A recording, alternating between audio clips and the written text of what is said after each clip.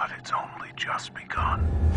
By visiting this page, you have decided to play a game.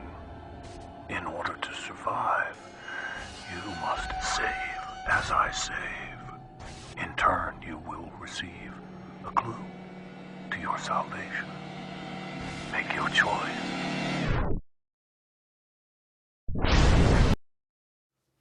Shalom, shalom, my good people. I want to start this video off by giving all praises and honor to Yahweh and Yahawashi.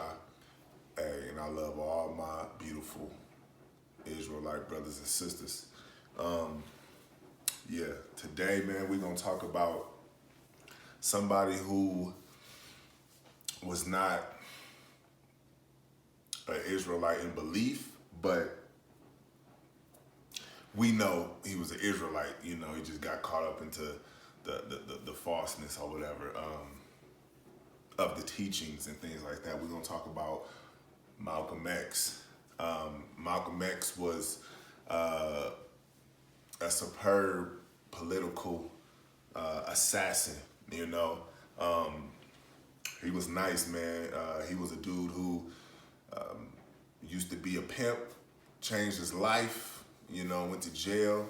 He read the Bible first, you know, but he was locked up with a lot of Muslim dudes or whatever, a lot of dudes that believe in, you know, Islam or whatever. And he got those, you know, teachings also. But back then, information wasn't easily as accessible as it is today. So I believe that's why he chose to, you know, do the Nation of Islam stuff. He was their leader. He was one of their strongest. He was the strongest leader, not one of theirs. He was the strongest leader. He did what he was supposed to do. You know, he was for blacks, you know, so-called blacks. He was very intellectual, intelligent, very witty, you know, smart. You know, he did his due diligence. You know, of course, the white Europeans did not like him. They actually tried to get him to sell out at one point. He wouldn't do it. He told them, you know, why would I sell my people out, especially for a dollar that's forever decreasing, you know, sharp, clean cut, you know, because it was a lot of sellouts back then. And he was true to his people, man. He was true to their tradition and their beliefs. And, you know, when he stood, he told people, look, you know, we ain't with, you know, killing and violence and all that, but, you know, he was more eye for eye. Like, if you shoot us, we shoot back. You imprison us, we imprison you back. That's how he was. That's what he, you know, that's what he stood for. And they didn't like that.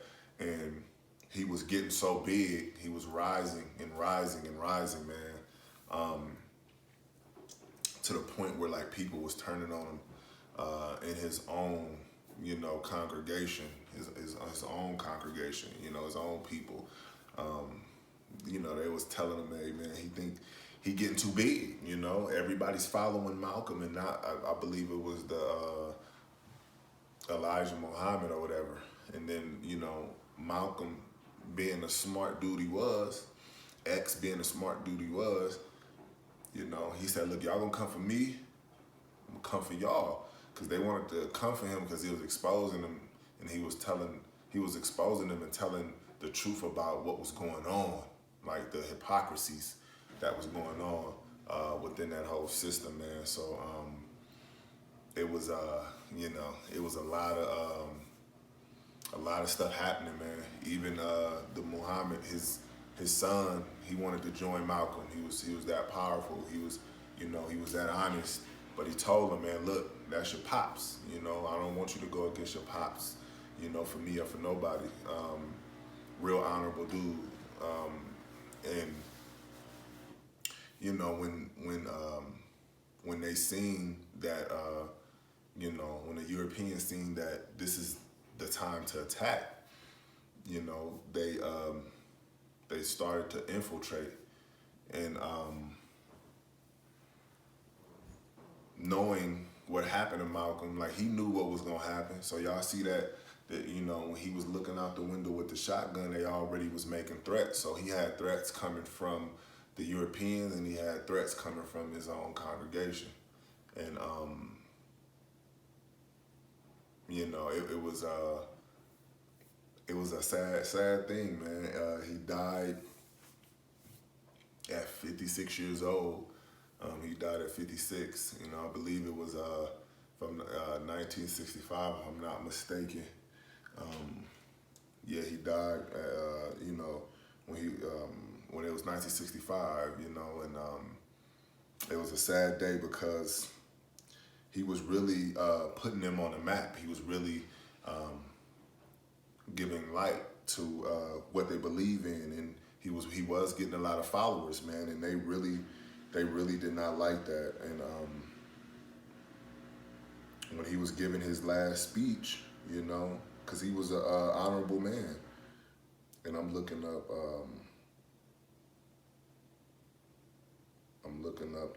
the year he died, you know, just to get some, okay, I was a year off, 1964. So he almost made it to 1965.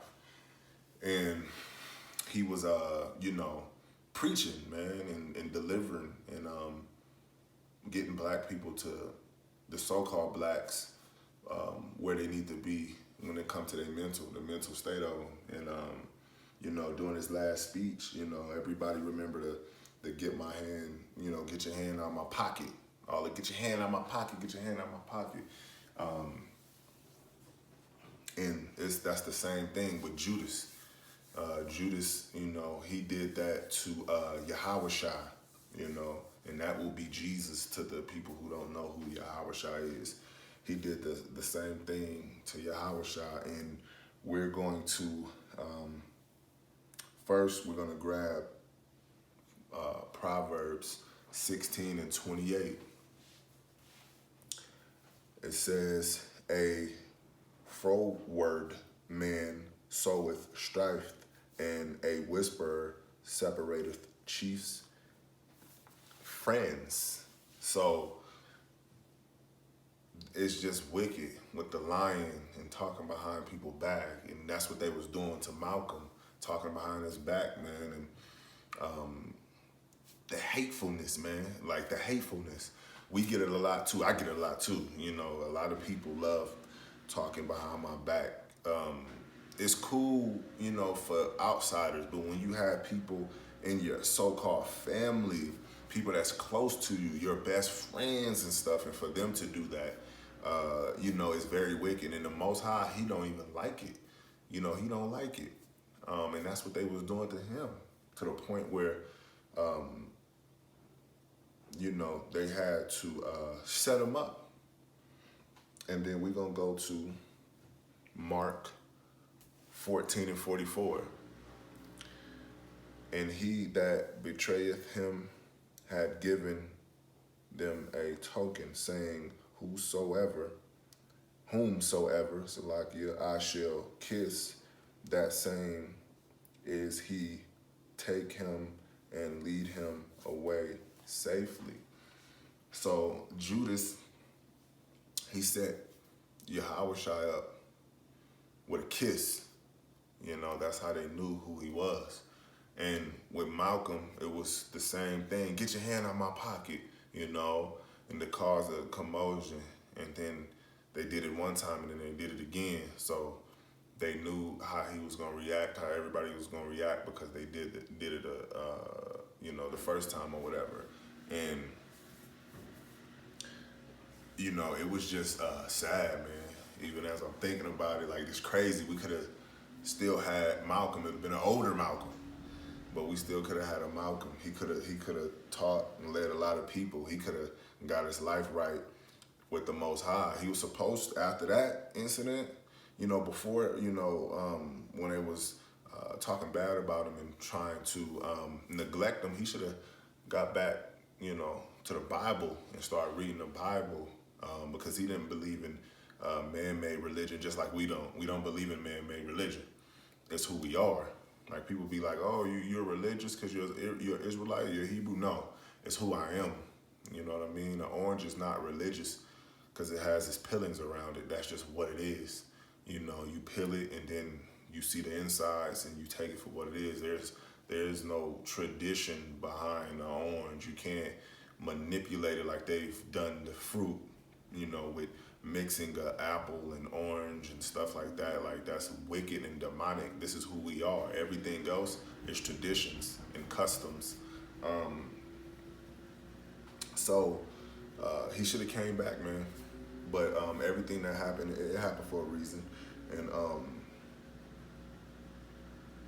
you know, so when he got shot, right? It was an undercover cop that rushed the stage and was giving him mouth-to-mouth resuscitation or whatever, right? Now we know that is fatal when you think about it. Like, that, the whole concept of doing that, you know, when you have holes and then your lungs, you know, it's fatal.